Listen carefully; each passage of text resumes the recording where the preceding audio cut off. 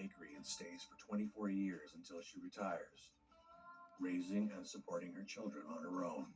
2 of her 3 children, Dennis and Kimberly, venture off into the world, but her son, Marlon Keith, returns to Dry Prong to care for her.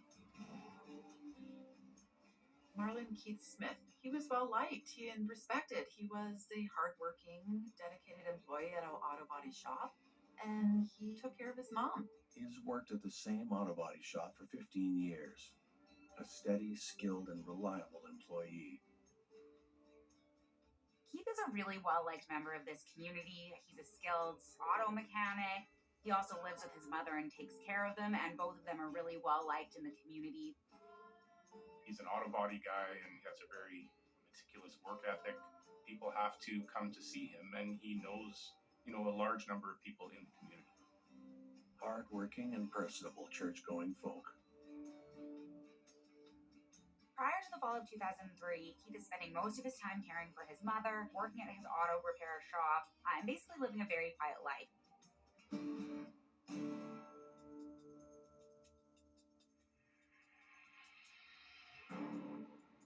In the fall of 2003, he meets Betty Ann Findley at a bar. Soon after meeting, Keith and Betty begin dating, and they find themselves inseparable. Well, their relationship progresses very quickly. Very soon after meeting one another, they're talking about moving in together. In February 2004, just months after meeting, Betty moves in with Keith. It seems to be working. Keith, the perpetual bachelor, is finally in a relationship. Betty also helps Keith in caring for Barbara and visits her all the time and is generally very helpful in that way. So it seems like she's fitting in very well with the family. But soon, things start to go terribly wrong. Despite being a skilled auto body technician, work is sparse in the Dry Prong area. It becomes evident that Keith is going to have to look for something else to make ends meet.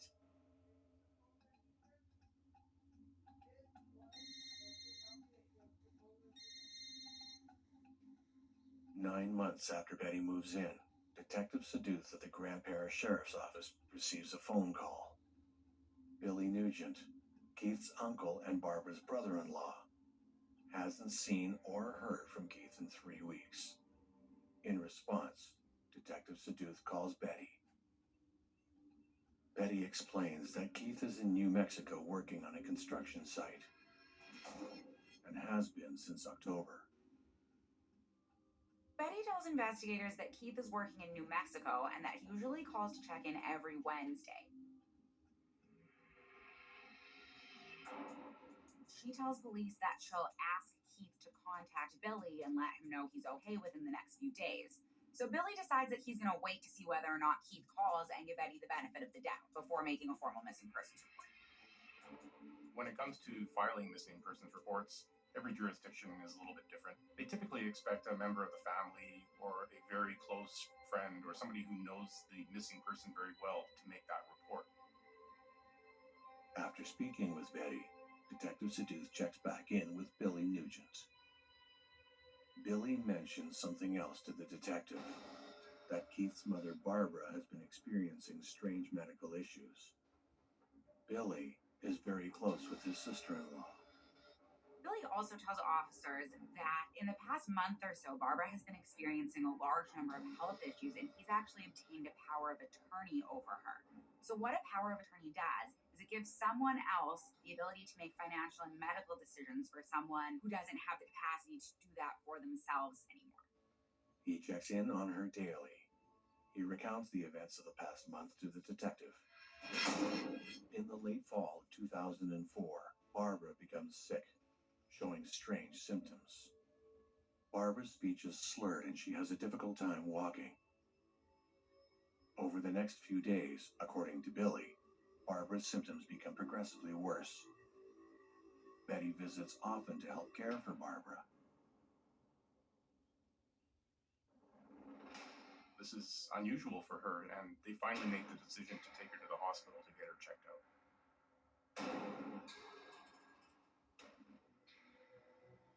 Doctors examine Barbara, conducting tests to determine what is causing the strange symptoms.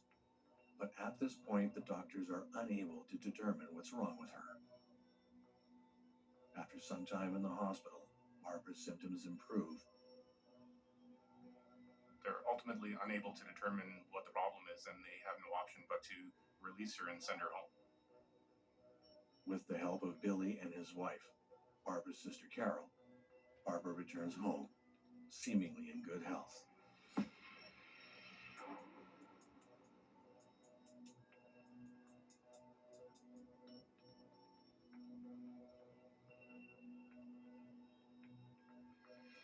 Soon, Barbara becomes ill again. Barbara gets sick, goes to the hospital, gets better, comes home, and the whole cycle starts again.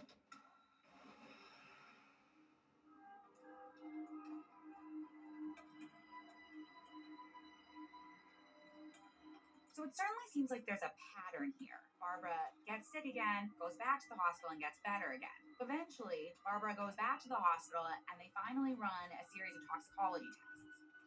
The results are quite shocking because it finds that she has a various amounts of pills that are in her system, such as opioids, and the prescription medication that Barbara is on does not match what the toxicology shows within her bloodstream.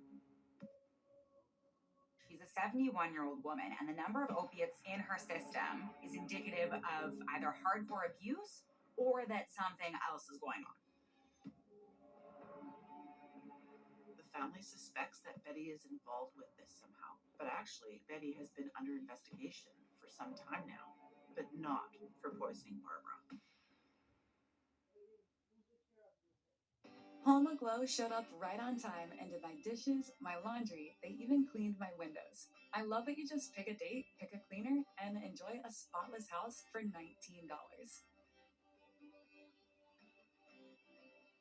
Waiting till Friday to get paid is tricky.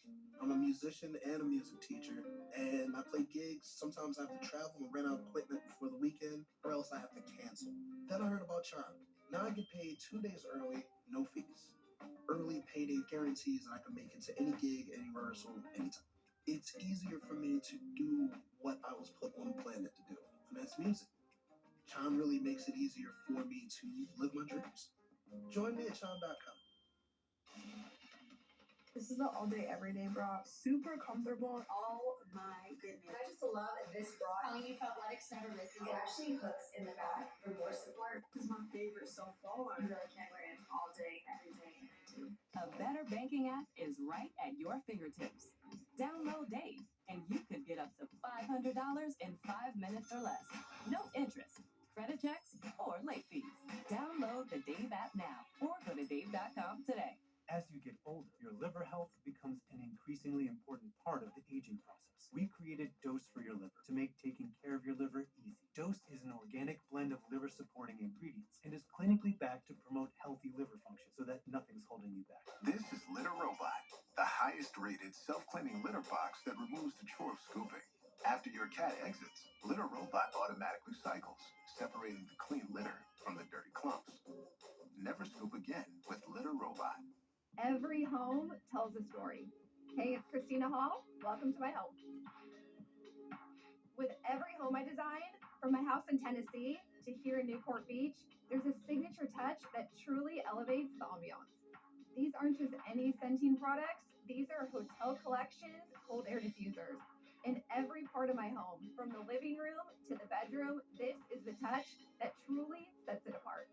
Now available for you at hotelcollection.com.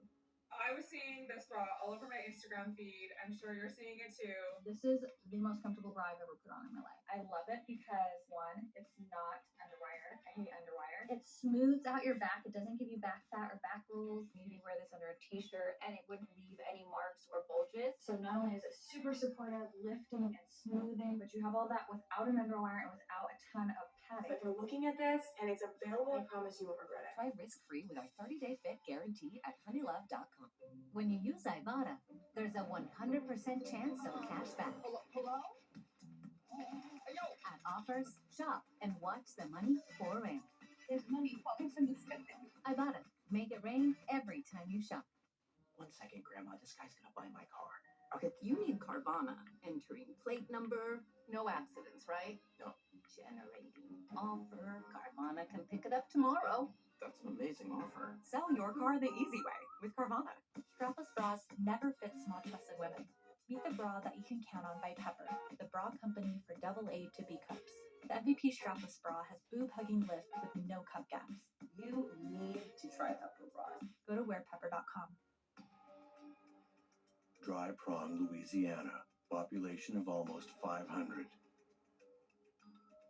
For Barbara, it's been a month of mysterious symptoms and repeated hospital visits.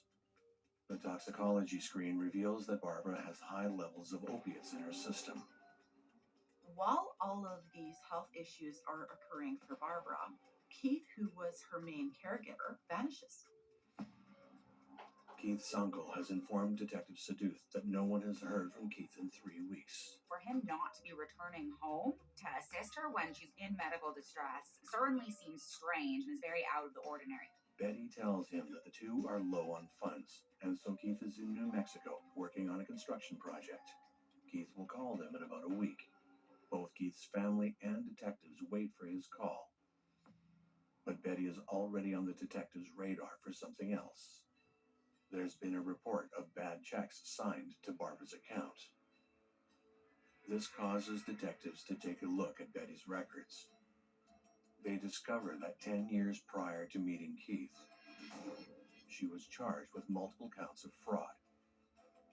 They see that she has a history of forging checks from her place of work and attempts to withdraw money under fraudulent circumstances. In 2002, Betty was charged with identity fraud, and she was convicted and sentenced to 1 year of hard labor. A year after being released from prison for fraud, she meets Keith. So what Keith was unaware of when he met Betty was that she actually has a criminal record and has actually spent time in jail for those offenses in the past. Individually, the offenses themselves aren't overly serious. But when you take into account the fact that they are repeated over and over again, it could point to the fact that you're dealing with a serious habitual offender.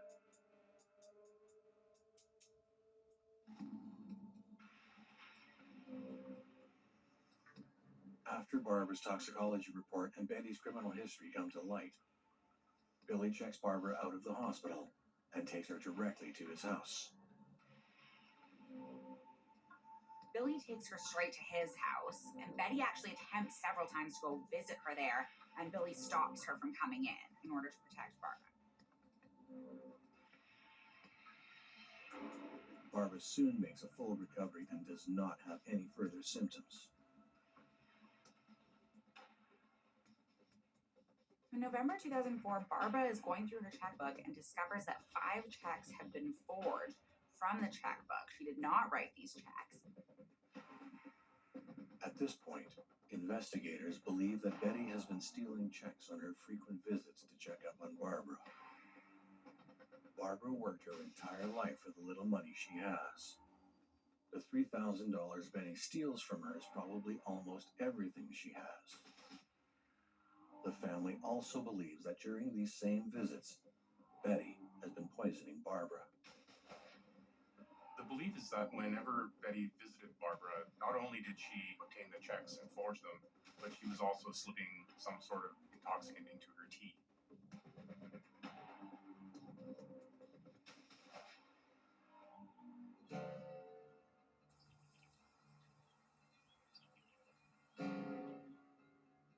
A week after Billy's initial report, neither family nor detectives have received the promised phone calls from Keith. It's time to open a missing persons report. That report changes things in terms of the investigation. It gives investigators a lot more leeway.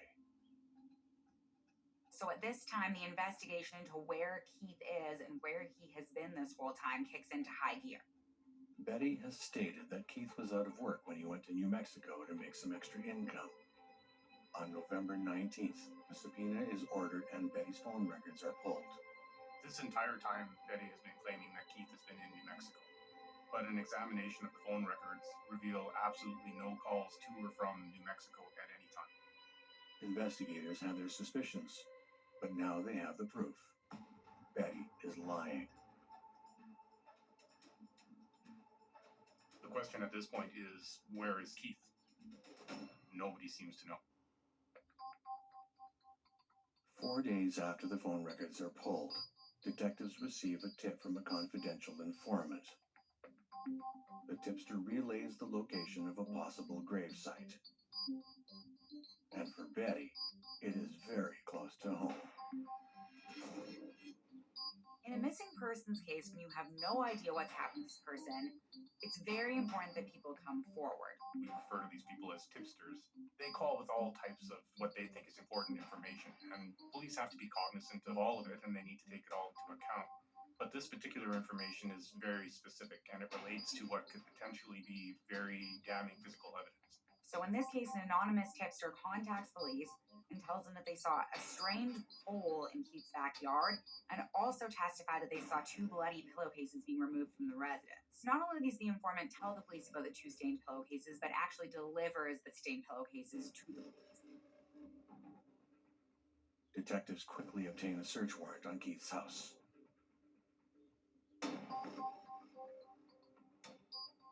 When police attend the house with a search warrant, they threaten to kick in the door after not getting any answer. But finally, Betty comes to the door claiming that she was in the shower.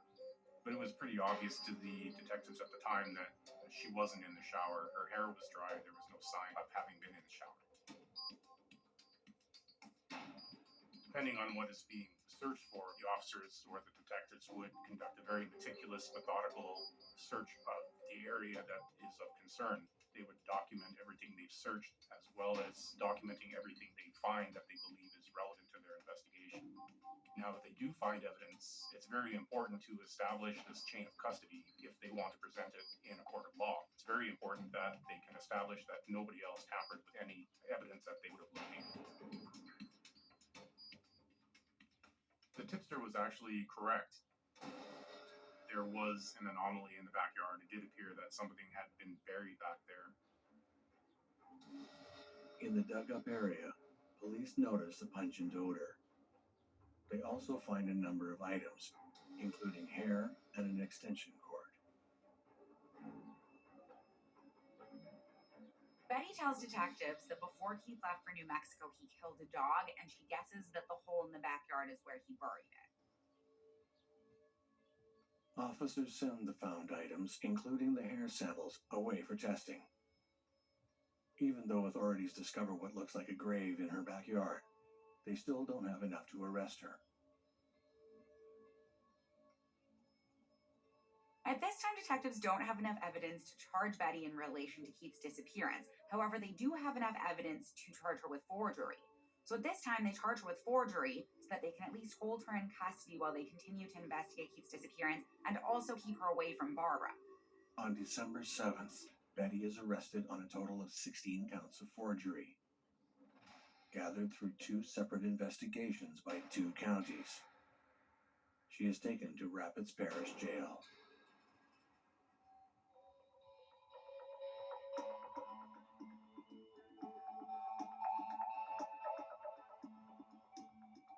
Two days after the arrest, a surprise visit will lead to a major break in the case and possibly exonerate Betty of Keith's disappearance. Betty's sister, Janet, arrives at Detective Saduth's office unannounced. Betty's sister, Janet, had just visited Betty in prison, and she has now come to the police to provide them information. She relays to Detective Saduth what Betty told her in confidence. Betty is finally ready to tell investigators what happened to Keith. Janet relays that Betty told her a man named John killed Keith.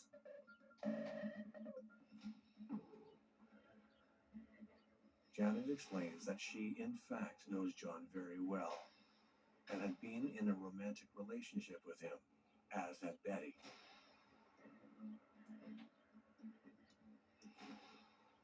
Janet reveals to the police that he's a very violent person. He's threatened them in the past. He's used these threats to manipulate and intimidate them.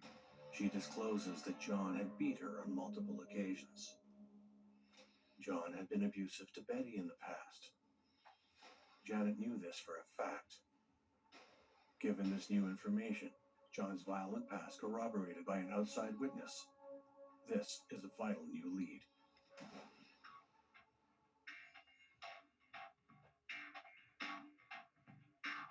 Now, after the police speak with Janet, they immediately request an interview with Betty, and she gives them a full rundown of what transpired that night.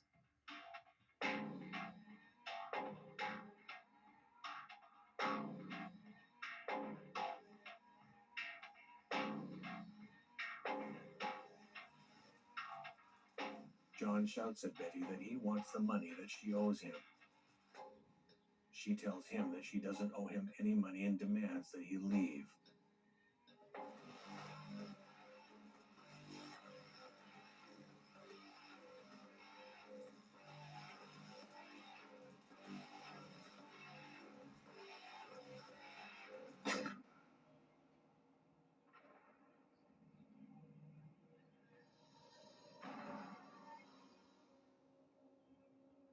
Betty shares that there was a violent altercation between Keith and John, and that Keith received a gunshot wound. When the shot ran out, Betty freaked out and ran into the woods.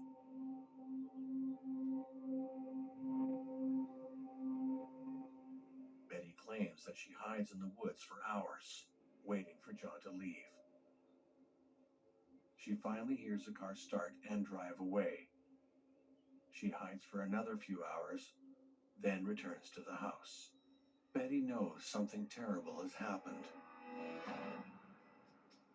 After the gunshot and a few hours have passed, Betty returns to the home, and she finds that Keith isn't there.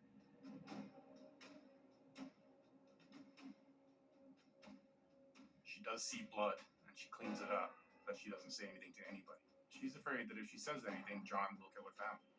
He's threatened this in the past, and she thinks he'll do it. Betty goes so far to call Keith's place of employment the next following day that he goes missing, and tells his work that he will be sick for the day. Betty says she noticed that Keith's handgun was missing after he disappeared. She assumed that John had used it to kill him.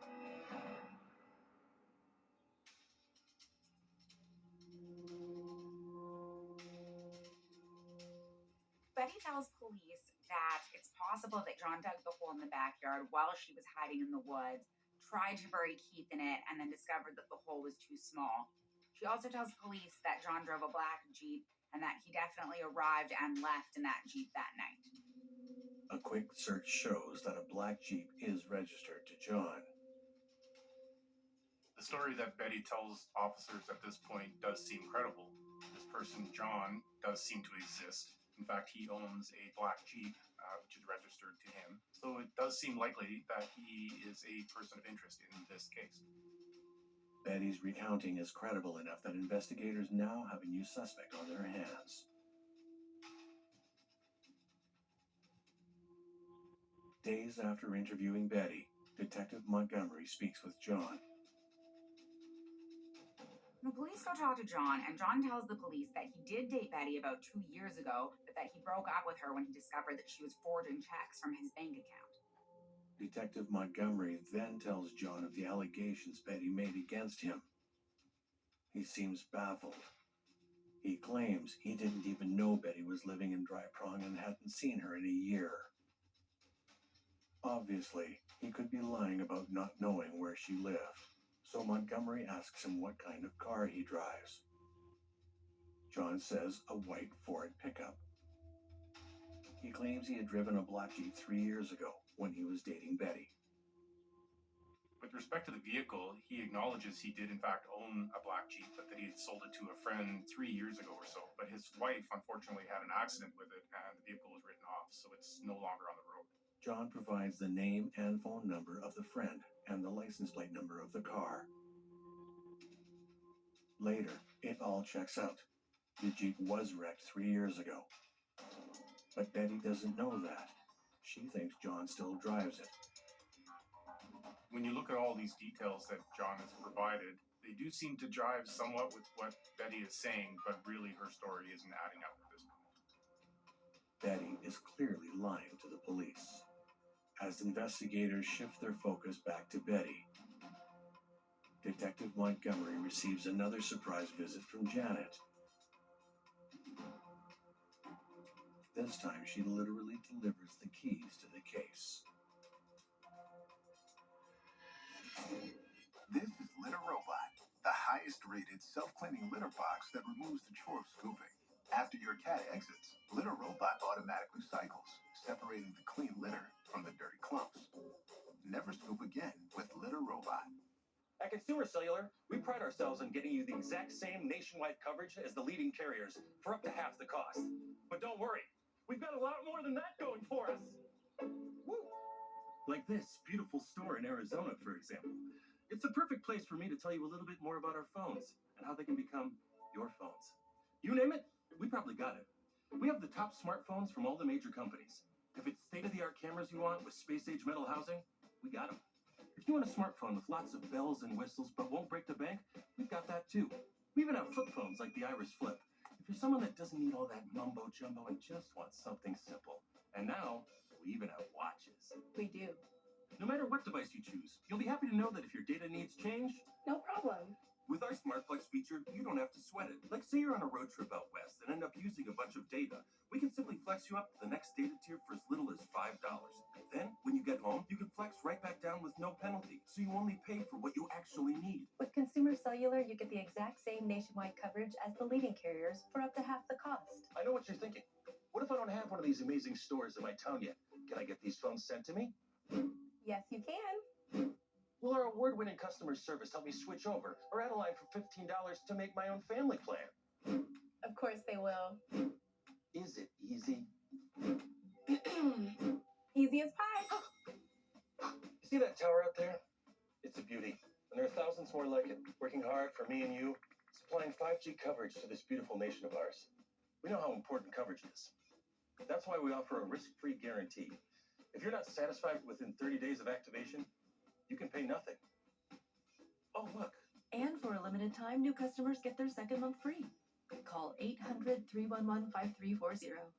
Find us in Target or visit consumercellular.com to switch today. She knows what she's talking about. Pick up the phone. I was never able to find a bra that fit my small chest. Every bra gave me gaps, so I designed a bra that finally fits AA to B cups perfectly. No more cup gaps or looking 2 sizes bigger. Meet Pepper, the bras that actually fit small boobs. HomeGlow just cleaned my entire house for $19. No, seriously, $19. They showed up right on time and did my dishes, my laundry, they even cleaned my windows. You just pick a date, pick a cleaner, and enjoy a spotless house for $19. I love using HomeGlow, and I think you will too. I can feel the winds of change. Coming up next on True Crime Network.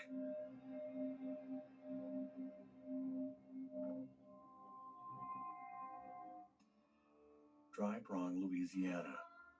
The area is known for its 54-year-old pecan festival. Dry Prong and the surrounding communities converge on Colfax every first week in November for what's become a major attraction that celebrates pecan farming and harvesting in the area. But not everything here is idyllic. There's a new development in the disappearance of Marlon Keith Smith. Betty's sister, Janet, tells police that Betty has relayed to her what actually happened on the night of Keith's disappearance.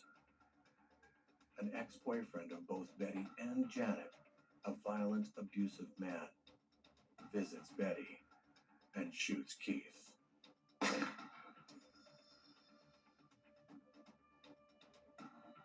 The only other suspect in the disappearance of Keith Smith, Betty's violent ex-boyfriend John, is cleared by authorities. Days later, Janet pays a second visit to the police station. She tells Detective Montgomery that she's just come from a visit with Betty at the jailhouse.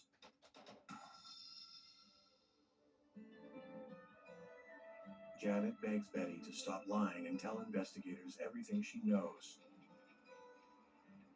Janet is wanting the truth. So when they sit down, Betty provides Janet with 3 keys. She tells Janet that these are the keys to storage lockers, and that in one of those lockers, she's going to find Keith.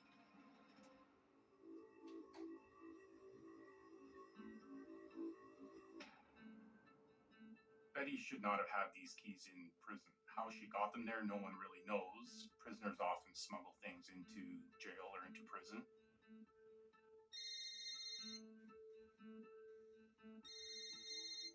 Betty calls Janet, unaware that she is with a detective. Janet gently asks her sister which facility she should look in. Betty tells her Unit 124. Debbie used the name Mary Trent to rent it.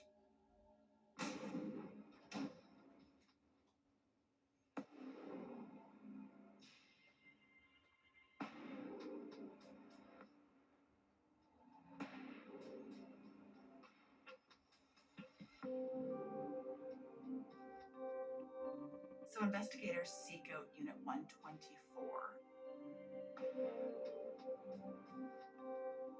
Investigators that are at the scene don't even have to enter before they smell a very pungent and offending odor coming from that unit.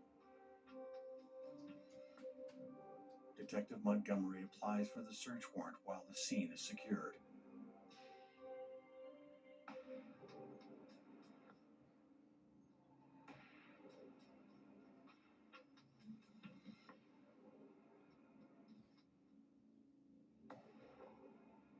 In the storage locker, they find a plastic bin with some garbage bags in it.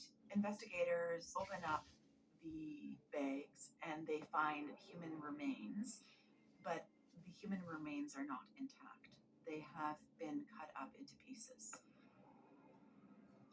Despite the evidence and testimony that this is indeed Keith Smith, an autopsy must be done to verify the remains.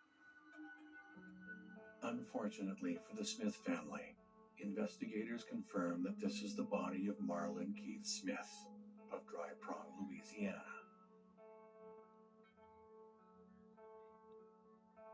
For Keith to have met such a